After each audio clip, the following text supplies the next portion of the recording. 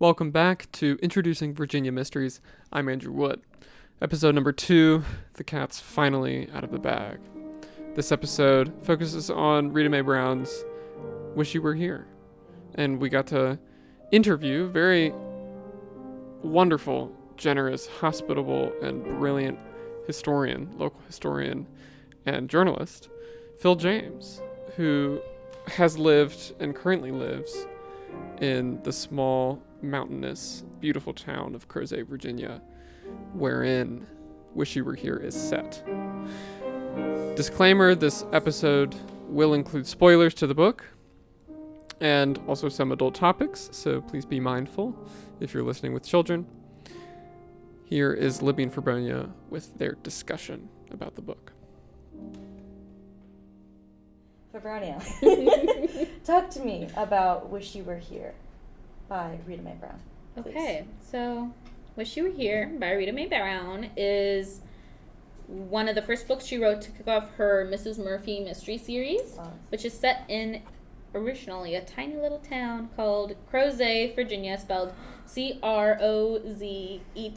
Love, thank you for because, spelling. when I first read it, I said Crozet in my head. No, thank you for enlightening us.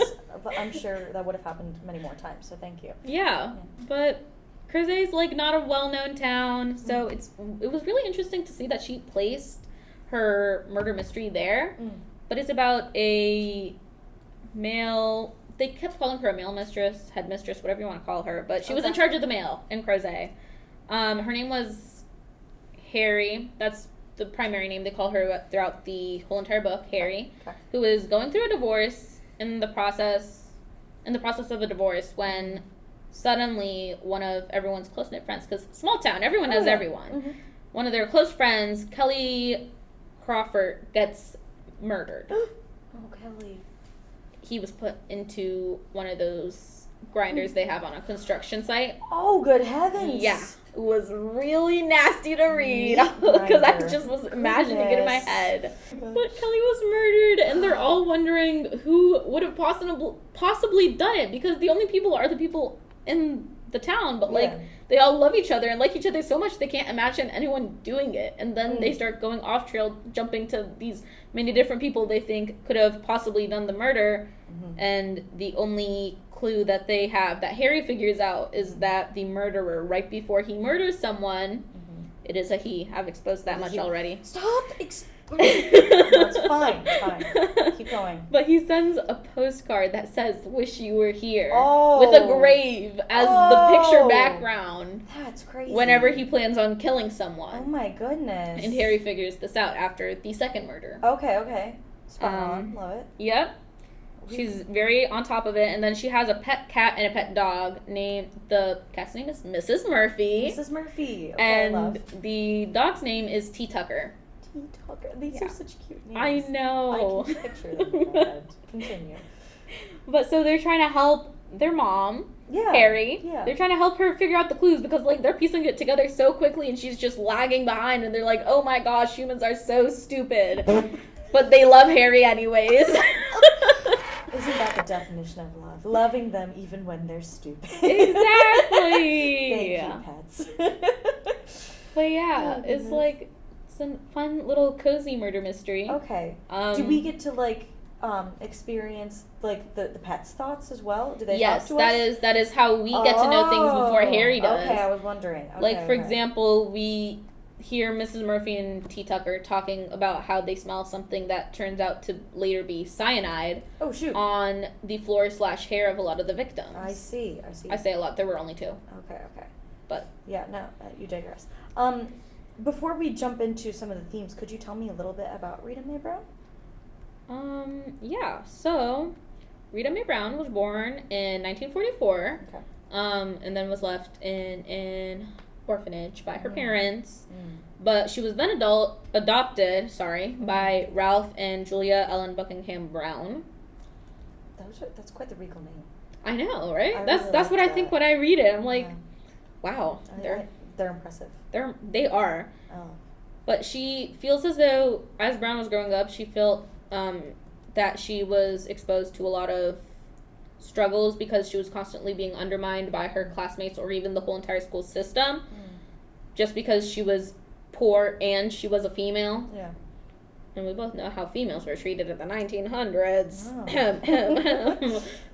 And then she lost her dad at the age of 11. Common theme here.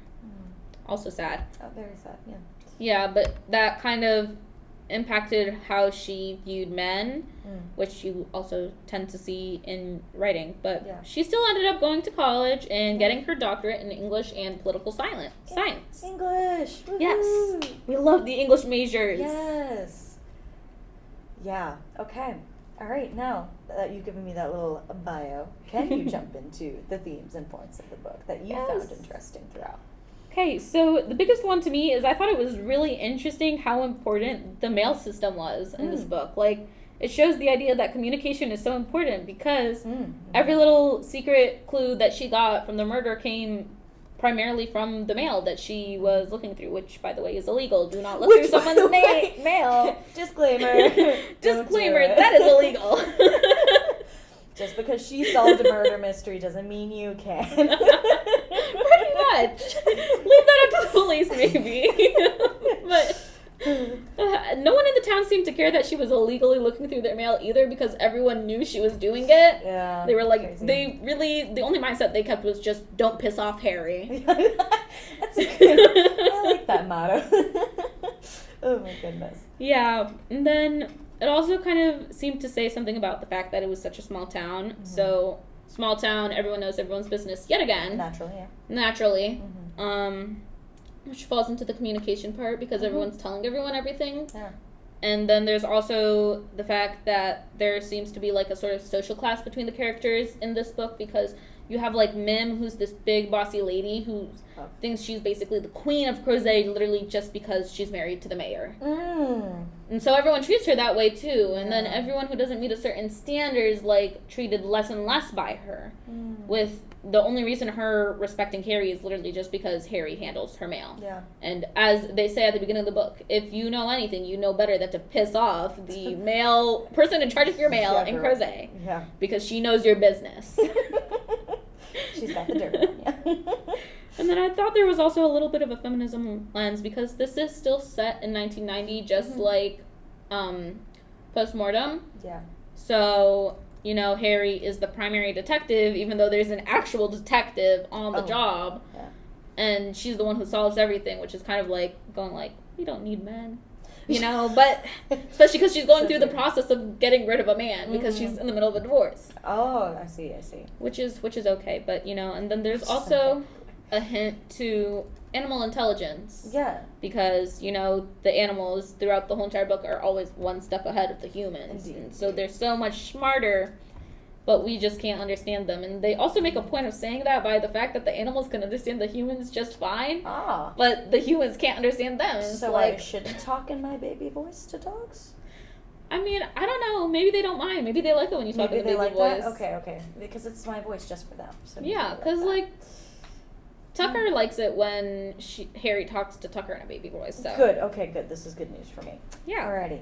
Talk to me about your Poe connections that you made throughout the book. Okay, so Mrs. Murphy is a cat. Yes. Who would have guessed?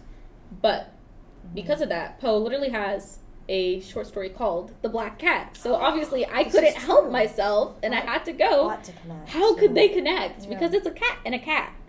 And there was a lot of symbolism there between the fact that cats kind of bring karma in both books, because in Rita Mae Brown's book, Wish You Were Here, right? They might have not have solved the murder mystery at all without Mrs. Murphy. Without the cat's insight. Yeah. Exactly. And in The Black Cat, the police would not have caught the man who murdered his wife without the cat yowling from inside the wall where the wife was buried. Just a quick example there, sorry. Yeah. So listeners know. I was there. And then they yet again have the shared concept of women being murdered. Yeah. Unfortunate. Because it's too poetic, I guess, to leave away.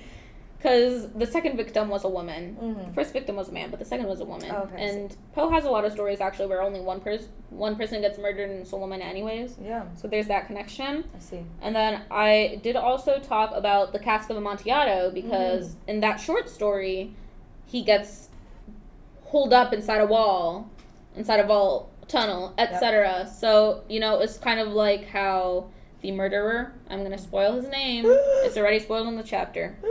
His name is Josiah. Oh. He... Killed it. It's just Josiah, okay. Sorry to the Josiahs out there. I just was expecting something like Reginald. I don't know.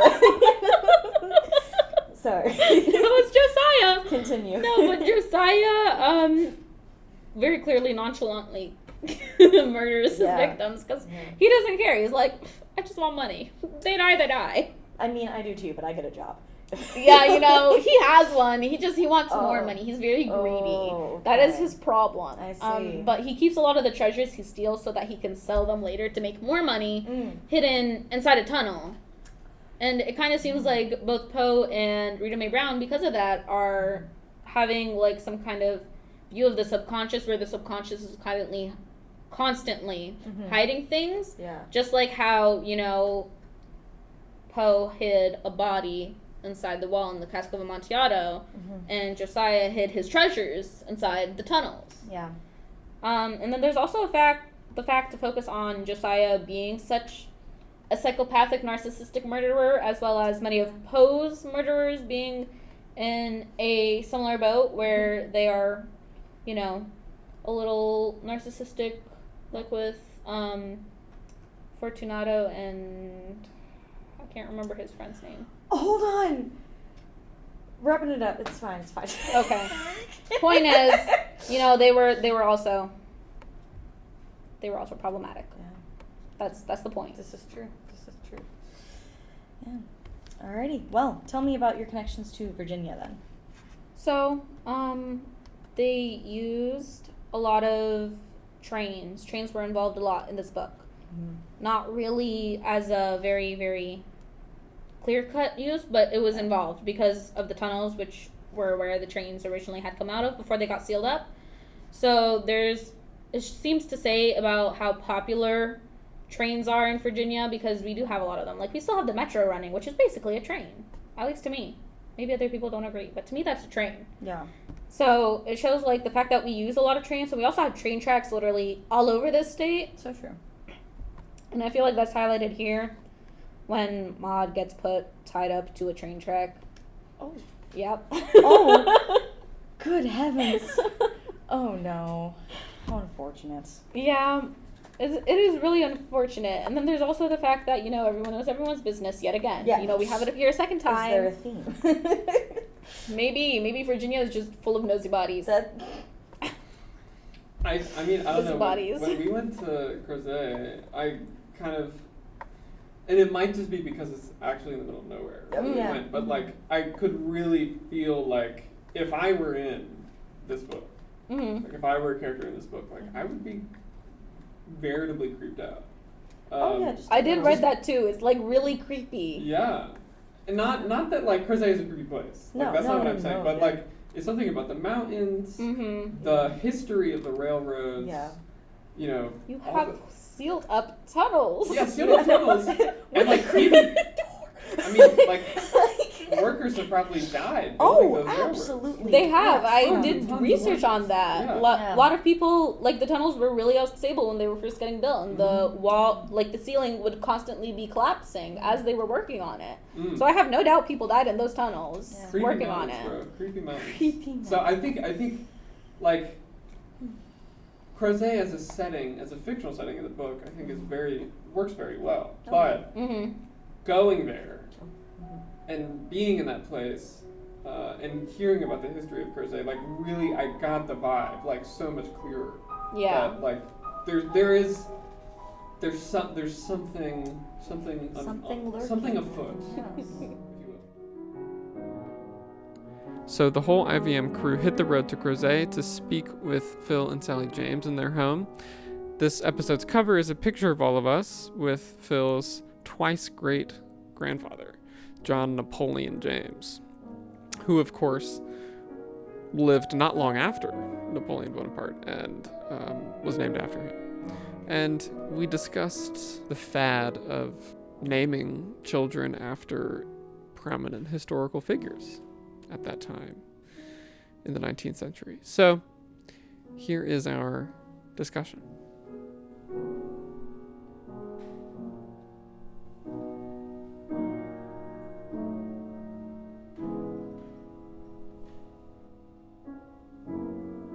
Speaking of Crozet, actually, obviously it was named after Claudius Crozet, who was a soldier from another country.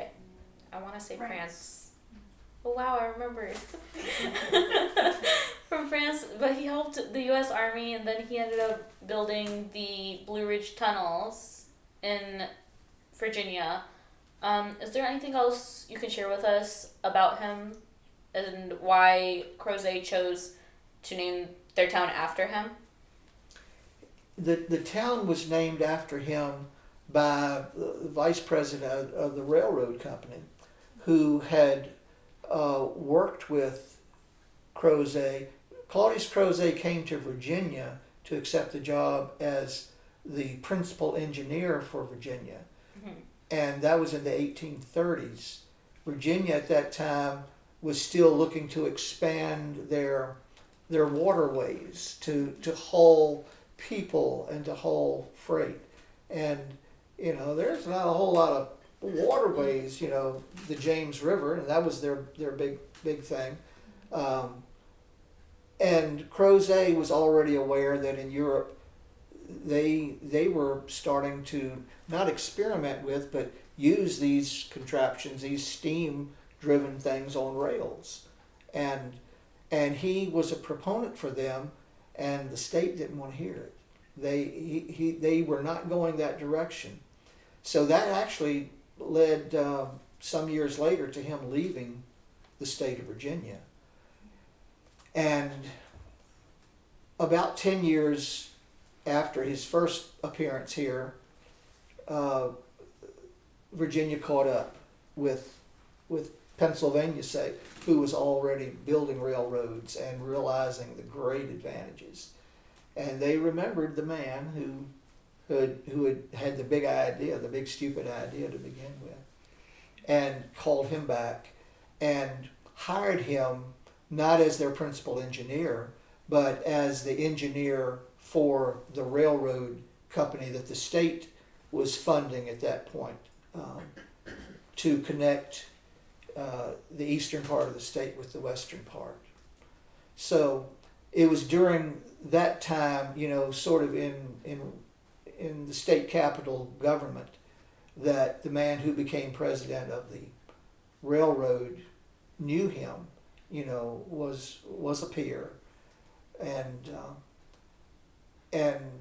the cliche is a quote when they were looking to name the town after it wasn't a town, but name a stop so that the train would stop here.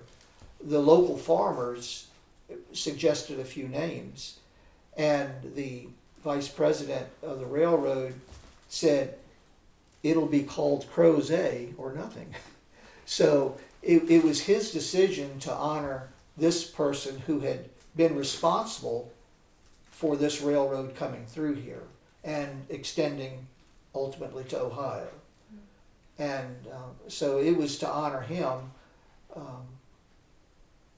It was 10 years after his death.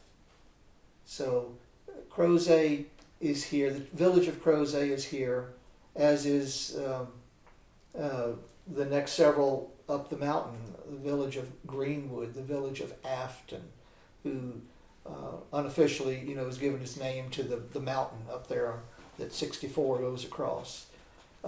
Those towns were only in existence because the railroad came, and one of them it was steam railroads. They needed to have a good water system so that they could fill the engines up, and others were places where they did have enough local farmers with produce that they could ship them out. So Crozet, his importance was locally. Towns were created because of him, and the last town to be created was named for him. And there were actually 4 tunnels along that line. Yeah. Only the Blue Ridge is still in existence, but there were 4 tunnels originally to go up the mountain. You want to know a secret of the Blue Ridge? Yes. You know, and I haven't used this one yet, but I'm going to. All 4 of those tunnels are still there, and even VDOT, Virginia Department of Highways, would tell you that 3 of them disappeared. 3 of them, they say, were daylighted, which meant that, you know, in the old days it was easier, believe it or not, it was easier to, it was all about how much material you've got to remove to do something. It was easier to bore a hole, to dig a hole, than it was to cut a mountain down to where, you know, you just don't have it above you. So there were 4 of them, and sections of a couple of them were daylighted, but the rest of the tunnel is still there, and it's like it's never mentioned. But you can find the rubble at the ends of a lot of those tunnels. It's never ever mentioned, but they're still there. Sounds like a fun hike. You may have said in your notes to us, you know, about, you know, do people go into tunnels and look for treasure? That was actually the next question, because in Rita Mae Brown's book, the main antagonist, he actually hid treasure in one of the Blue Ridge tunnels. Mm-hmm. So we were wondering if that was something that sounded like it would happen in real life. Fiction. Yeah. Okay. The tunnel was just an open tube through rock, so there weren't any hiding places. You know, that's one of the things. In these within the secrets of the Blue Ridge, again something that I've never shared, but I talked with a man, got in touch with me, and there is a tunnel that's sealed off. The tunnel is still there, sealed on each end. And, you know, I'd always thought, well, it'd be neat to see in there. Well, he grew up in the area there, and he and his friends, kids, found that there was an opening above it with a steel door on it. And they were able to open that. I always assumed there was like a big manhole cover or something. And he has been in that one. So that one could have held some treasure. And that was actually the one he hid it in the book too. The sealed off one. Okay. That's really cool. So that is very possible. Isn't that the Greenwood Tunnel? Mm-hmm. The Greenwood Tunnel. Yeah, it's still there. You can you can kind of see each end, you know, where it's cemented up. Mm-hmm. And I didn't know this until this past year. I mean, this is a new piece of information. And you know, like us old guys, you know, I really think that he said, I need to tell this to someone. It was like he had a secret, and he did. You know, I've been in that. You know, have you? I said, I didn't know you could get in that thing. And he described what was in there. You know, it was apparently used before they sealed it, but they were building the new railroad beside it, and that's why it didn't get, you know, destroyed. Apparently, they were using it as something of a nice covered office, because he said that there was an office desk down in there, and he described a couple of things. I don't know if there was a chair, but I'm sure that, you know, that was more than they needed to carry away from there. But a couple of things that were laying on the desk and all, and you know, and that he remembered seeing as a boy. So it would have been a pretty good hideout or hiding place for people. Or there you go. That's exactly what I was thinking. Now I want to try and sneak in. Yeah, there you go. Oops. Hey, we're still on record. That's okay. Andrew, scratch it out. So yeah, I'm glad that came to mind, because the others you couldn't get in, but there's still some holes. It's like caves in the mountain, you know, a little bit of landslide, and cave's still there, but no one knows. But if you knew there was one there, you could dig your way into it. But this one had a secret door, secret to most people. And Except everyone in this room now. And it was probably there to help exhaust the smoke of the trains going through. My mother grew up in the town, the village of Greenwood, and she remembered checking this. This would have been in the late 20s, early 1930s, taking train rides from her town to over to Waynesboro, to the valley side, and they were going through the old tunnel, the original tunnel that's the walking trail now, and she said that when they would approach the tunnels, that the conductor would come through the cars and he had a little hook. They had ventilation caps in the trains, I guess for fresh air, and he would come along and he would close each of those, because if he didn't, the smoke and the fumes from the Steam engine. the coal-fired steam engine would come in. So, if they were keeping it out that way, they would certainly have kept it out of the big tunnel if they could vent it. So I guess that's what it was for, but I don't know. What is the secret you could find? You can help her. Yes! Aside from your friend, do you think any visitors or tourists would have tried to get into any of the sealed off tunnels? Well, the main Blue Ridge Tunnel that is now open for pedestrians, hikers, bikers, in the 1950s, a gas company came and leased it, I think, for $1, because there was a new tunnel there. Here's the old one, and it's just. It's open through there. It hadn't been sealed off. Never was sealed off. But this gas company, not like a propane company, bottled gas, thought that would be a great place to store large quantities of their product. No one could get to it. It was a great big hole, bigger than any tanks that they could buy. And they put bulkheads. They went to the center of it and put these, I don't know, maybe 3 foot wide cement bulkheads, and fittings. So they sealed it off, and fittings, and they filled it with gas. And the same problem that they hadn't checked out. Step back just a quick moment.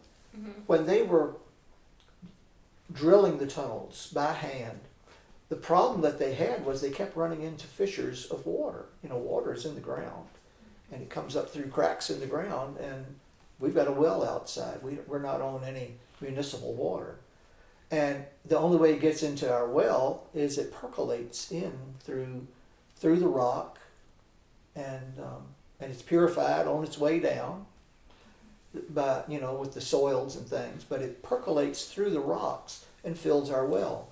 Well, it was when they were building the tunnel, it was percolating through the rocks and causing streams in there. One side, the tunnel had a little bit of incline to it. One side of the tunnel, that stuff ran out. The other side of the tunnel, it built up. So Claudius Crozet had to develop some sort of pump that was manually operated, and I think it was operated by animals, that would pump that water out. Well, back to the gas company with those just all bomb-proof walls. All of their gas disappeared. Went out the same fissures. It went out the same fissures that were in the mountains that water had percolated down through. And they just hadn't planned on that.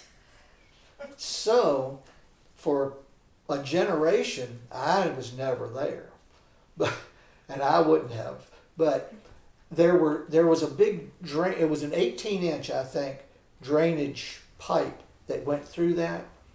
And the adventurous, and there are a lot of them, because you can go to a Facebook page on time and see pictures. First time I'd ever seen in there was when I got into Facebook, and there were pictures inside this thing that blocked the tunnel. You never could walk through it anymore. They crawl through that. And they would crawl through it. It always had about this much water. It's the middle of a mountain. I don't think snakes were that uncommon, but I wouldn't be surprised. that would, so that was great adventure. And you could crawl through this one. There was one on the other side, and crawl through and go all the way through. But you had to be willing to be wet and slimy when you came out. And of course, yes, who wouldn't want to be wet and slimy to crawl through a tunnel that no one else could get through?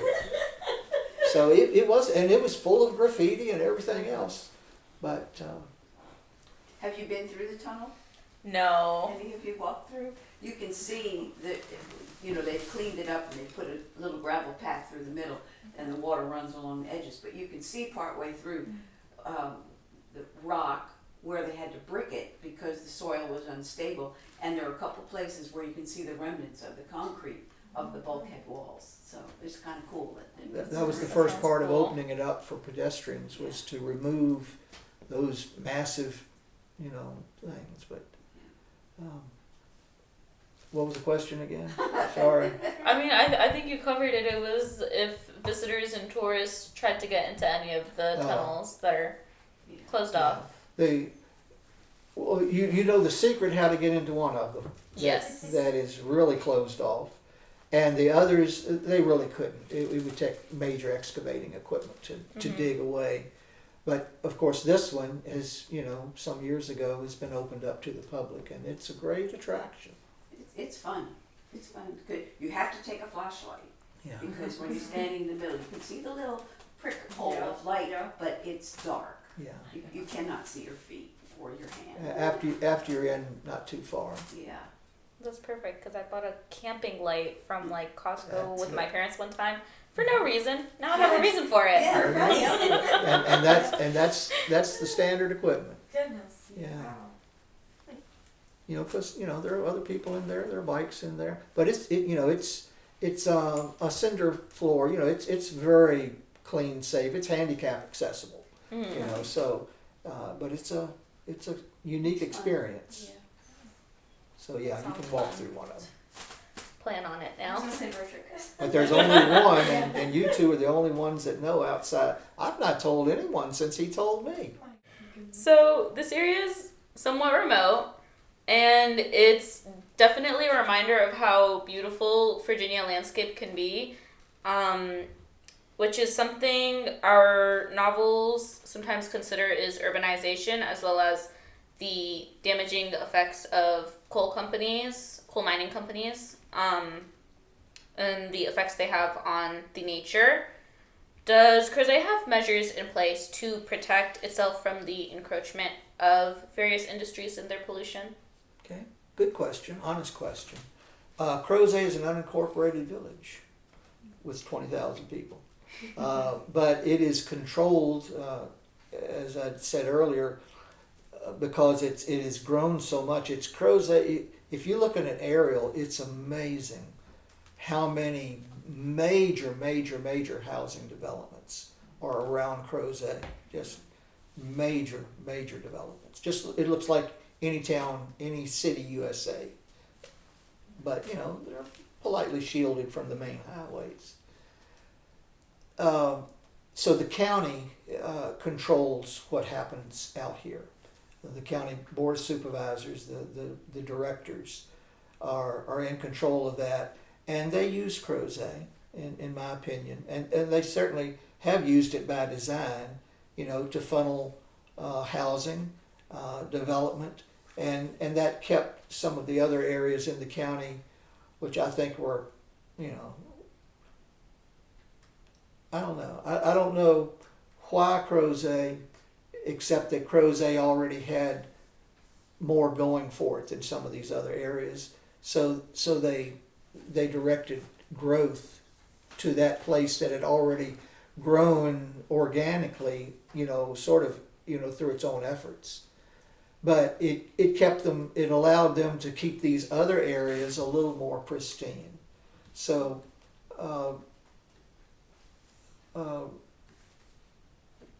Crozet proper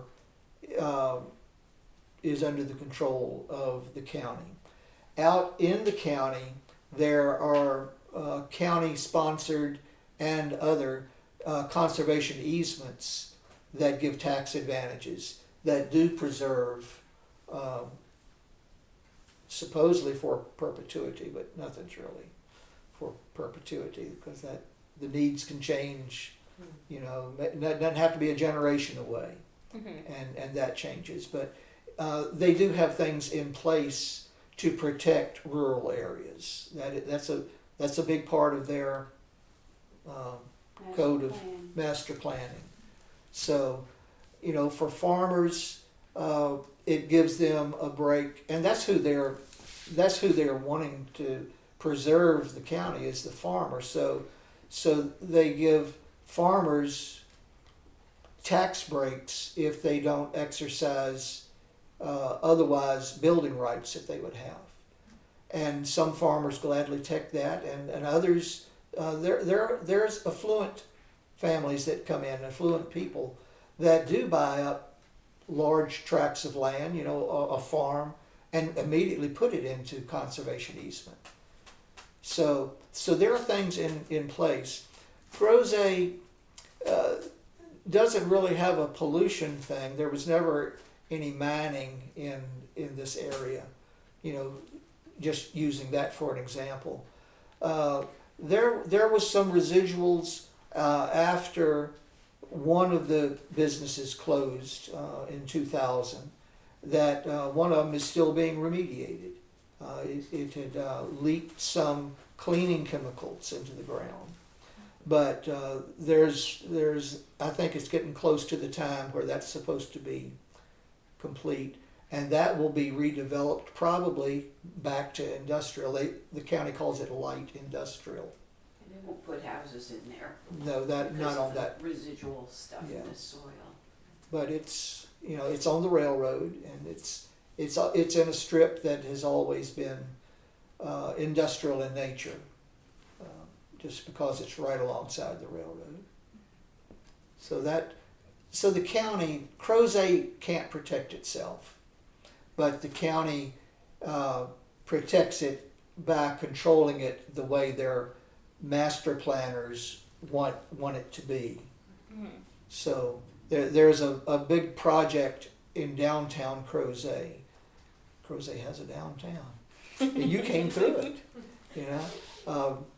But there was a 100-year-old, we'll say, 80-year-old, no, close to 100, lumber company in downtown Crozet before it was a real downtown Crozet, and it was always there. Well, it finally went out of business, and the property was bought by a developer, and that may be the 20-year thing that I'm thinking. They're still wrestling, hassling, paying lawyers on both sides to decide how the county is going to allow that to be developed. So some would say, well, there's too much oversight, and others are saying, well, the county is going to protect the rest of us from something that we don't want. But for Crozet, there's a lot of things that people don't want, and they're here, and it's housing. It's lots of housing for, you know, Charlottesville and the University of Virginia. The university has been for a good while, has been since the Crozet plants closed, is the largest local employer.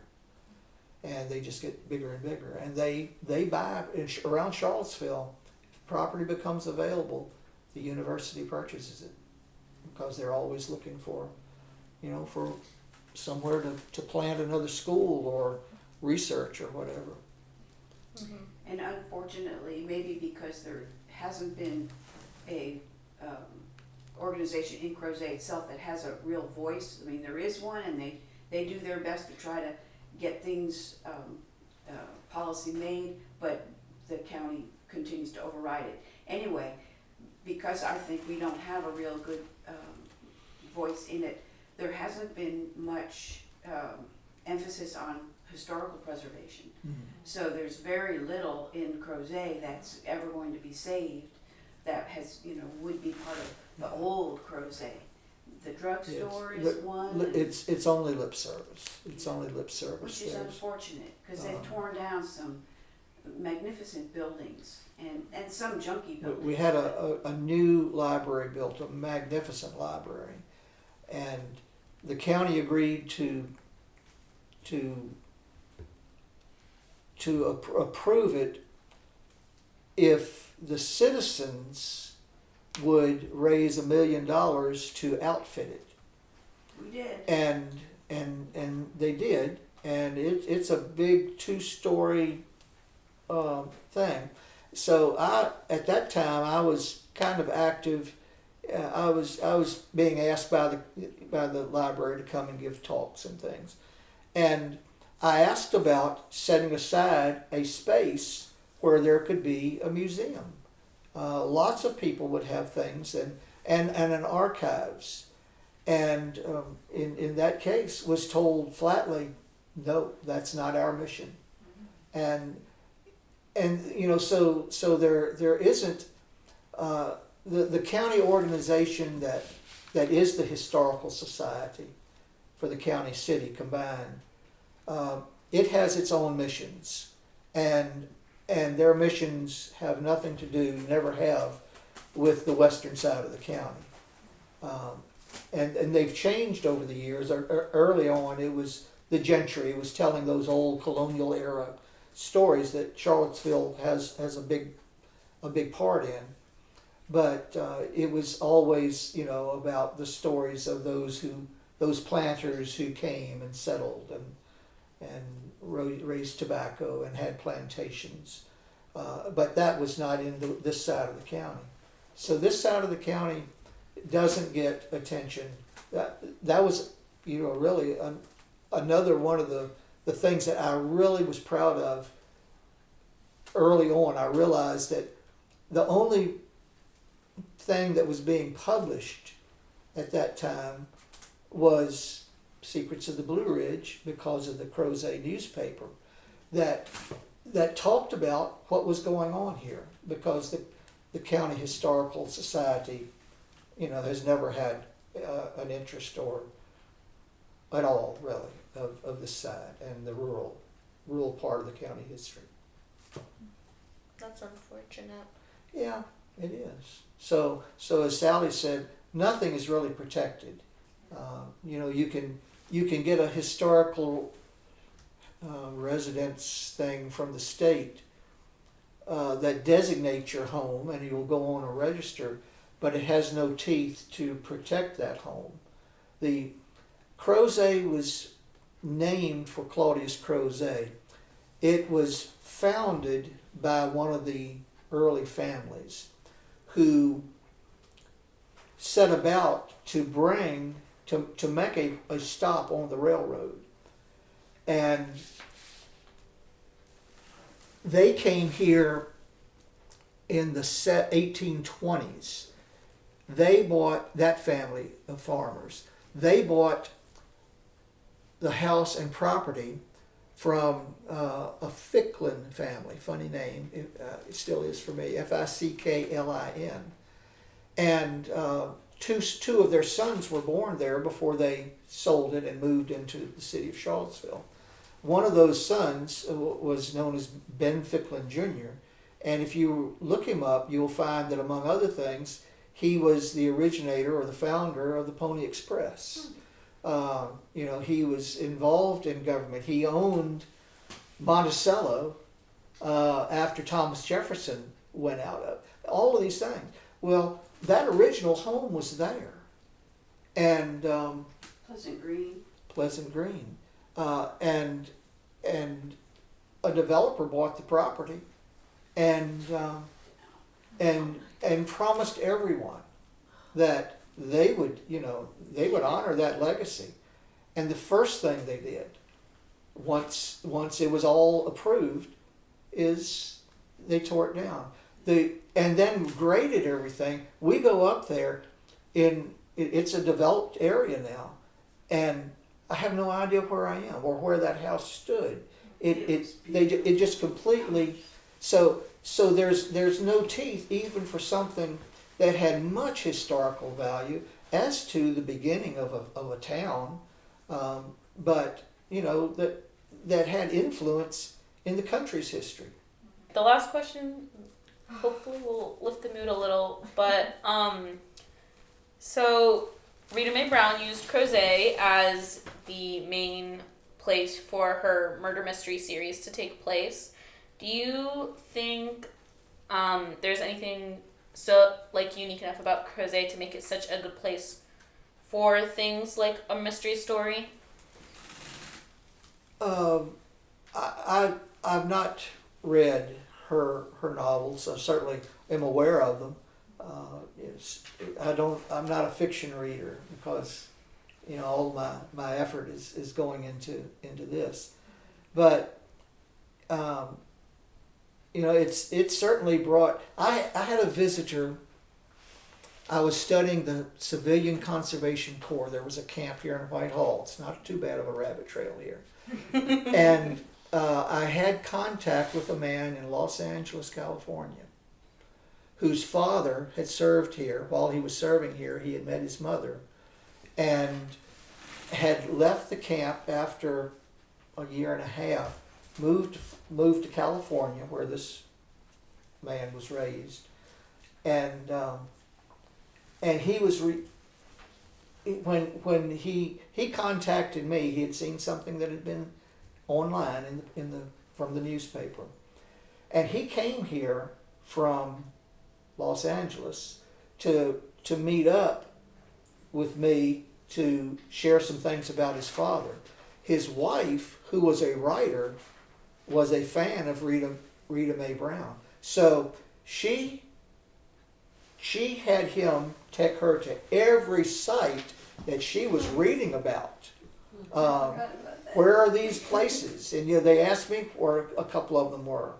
And so, I don't know who comes to Crozet because of that, but it certainly has drawn people's attention. It's if I'm talking to someone on the phone and you have to tell them where you are, I just say Crozet. I said, just like it sounds, it's French. Crozet. Crozet. But Crozet. But if I say Crozet, I had one man years ago on phone say Crows what? And I had never thought of it. But he couldn't. It made no sense. But the name Crozet, if they know how to, who knows how the people of those her murder mysteries, know how to pronounce the name. They just know it's a name. It could be any town, but she chose this one for some reason, and has created a fictional world in a real place. But I don't see parallels.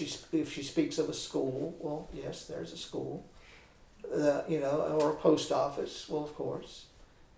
But she's certainly become a popular writer with her creative mind, her creative writing abilities.